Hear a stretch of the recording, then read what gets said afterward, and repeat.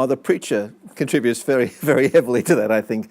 The Word of God is not dull. The Word of God, I've been studying the Bible for 40, 50 years, and I just love it more than I've ever done. It's vibrant, it's fascinating, it's sharper than a two-edged sword. The Bible is a wonderful material to work with as a preacher, and to take the Bible and turn that into a dull sermon is a travesty.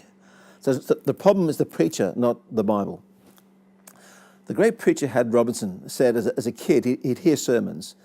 Some would go for an hour and it would feel like 20 minutes. Some would go for 20 minutes and it would feel like an hour. I guess the latter is a dull sermon. It just feels long. It feels long.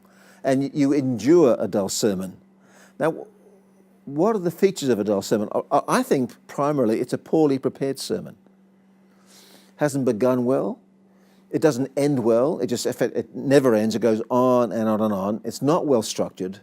People are confused. They don't know where the preacher's going. Often there's information overload. There's just too much stuff there for people to comprehend or take on board.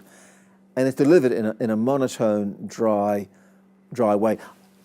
When the preacher has been grabbed by the text, and the text has touched him and convicted him, then he or she won't preach a dull sermon.